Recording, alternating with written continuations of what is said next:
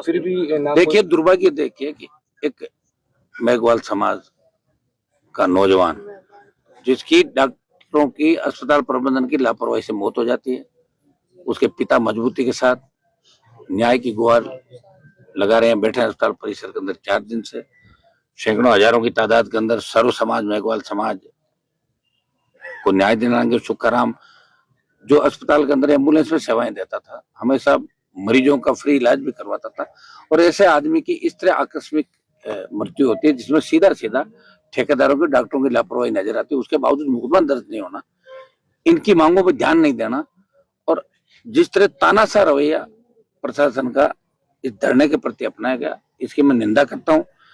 इनकी जो भी मांगे हैं उनको लेके मैंने शुरू से ही मैं सरकार के अधिकारियों के संपर्क में था। आज मैं आया हूँ मौके पे, इन सब से बात कर रहे हैं, इनकी 100% जीत कराएंगे। जो भी दोषी उन सलाखों के पीछे जाएंगे। दोबारा ऐसी घटनाओं की पुनरावृत्ति राजस्थान के अंदर नहीं हो। परशुताओं की मौत के बाद जिस तरह राजस्थान में स्वास्थ्य विभाग से लोगों को भरोसा उठ गया, और स्वास्थ्य मंत्री का ये बयान आया कि परशुताएं नाचती हुई अस्पताल के अंदर आई थी, एक मजाक बन गया राजस्थान। इस बात को भजनलाल जी नहीं सोच रहे हैं कि भजनलाल जी की तो मजाक रोज उड़ाए रहे हैं लोग, लेकिन इनके मंत्री भी इतने बदमाश हो गए कि जब हमारे सीएम की मजाक उड़ रही तो हमारी भी थोड़ी थोड़ी उड़नी चाहिए। सारा एक ये इस तरह का कॉकस इस राजस्थान में राज कर रहा है। ये बहुत बड़ा दुर्भाग्य है। विपक्ष है नहीं, कांग्रेस गोदी में जाके बैठ गई। अब हमें खुद को ही हमें न्याय के लिए लड़ना। दुर्भाग्य इस बात का कि यहाँ कितने नागौर जिले में जनप्रतिनिधि होंगे, सबकी ड्यूटी बनती है कि ये कोई वोट और चुनाव का समय नहीं है। रामू राम से संपर्क करना चाहिए, सब लोगों से बात करते हैं। यहाँ कोई पॉलिटिकल लोग नहीं, सब अलग अलग पार्टियों के लोग बैठे हैं। हमारा मकसद है कि सुखाराम के परिवार को न्याय मिले। इसलिए मैं स्वयं नागौर में, चूंकि कल मैं आ गया था, मैं कल रात हो गई, कल ही आ जाता, और मेरी ड्यूटी थी, मेरा मन ये कह रहा था कि जब हमारे भाई धरने पे बैठे हैं तो मैं घर पे कैसे जन सुनवाई कर सकूं। मैं एक बार धरने पे जाऊंगा और इनकी जो भी समस्या उनका समाधान करूंगा। अभी आंदोलन अगर बड़ा रूप लेता तो भी ले सकता है, आज से 50,000 लाख में बदल सकता है। ये बात हम लोगों ने अभी कर ली, और समय लग सकता है, लेकिन इस बार अस्पताल प्रबंधन की व्यवस्थाओं को सुधार के ही यहाँ से उठूंगा। ये मैं आप मीडिया के माध्यम से कहना चाहता हूँ। बहुत बड़ा दुर्भाग्य है, इनका जो भी ज्ञापन है वो इन तक भिजवा दिया। और हाँ ना जो भी कहते हैं, हम कोई इस चीज की मोहताज नहीं कि इनकी तरफ देख रहे हैं। हमारे पास जनता की ताकत है, और जनता की ताकत के आगे सरकारों को हजारों बार झुकते हुए मैंने देखा है, और अब सरकार के झुकने का वक्त आ गया।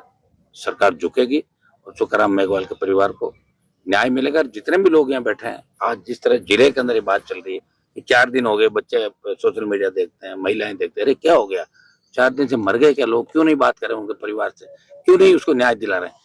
यहाँ आप ये बताएं, ये तो धरना दे गए, बैठ गए, सब कुछ कर लिया, अगर चुपचाप घर चले जाते तो फिर इस तरह कितने लोग और मरते। इस अस्पताल में कितनी मौतें हुई, राजस्थान में कितनी मौतें हुई डॉक्टरों की लापरवाही से। और सुप्रीम कोर्ट की आड़ के अंदर आप कह रहे हो डॉक्टर के खिलाफ मुकदमा दर्ज नहीं, तो डॉक्टर तो किसी की हत्या कर देगा, मुकदमा दर्ज नहीं होगा क्या। कुछ सुप्रीम कोर्ट ने कुछ ये साइटेशन दी है कि ऐसी परिस्थितियों में जहाँ लगे कि मामला आधा आधा है, उसमें एफआईआर से पहले आप जांच कर लें। ये तो सीधा सीधा मामला है, ये कोई डॉक्टर की लापरवाही नहीं है। डॉक्टर, ठेकेदार, नर्सिंग कर्मी तमाम लापरवाही है। तो मैंने एफआईआर दे दी है, अभी एफआईआर दर्ज हो जाती है, उसके बाद आगे क्या रहेगा हम आपको आगे का बता देंगे। लेकिन इस बार नागौर की अस्पताल की प्रशासन की ईंट से ईंट बजा देंगे, दिमाग ठीक कर दें। सर, चिकित्सा मंत्री के विधानसभा क्षेत्र की चिकित्सा मंत्री की क्यों कह रहे हो आप, वही बड़ी बात, परेशान है, पारिवारिक परिस्थितियों से परेशान है। ज्यादा मैं नहीं कह सकता उनके बारे में, अच्छा नहीं लगता, आपको सब पता है। सर, इस उनको उनके घर में ही नहीं मानते लोग, बाहर कौन मानेगा।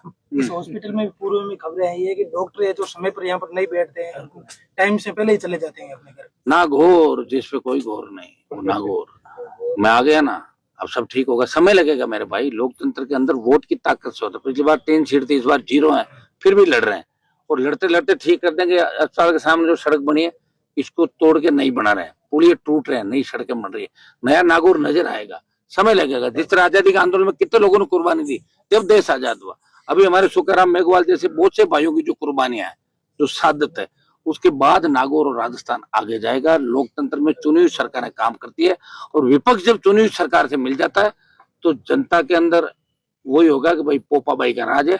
और राजस्थान में पोपाबाई का राज आप देख रहे हो, और पूरे देश में ही पोपाबाई का राज है।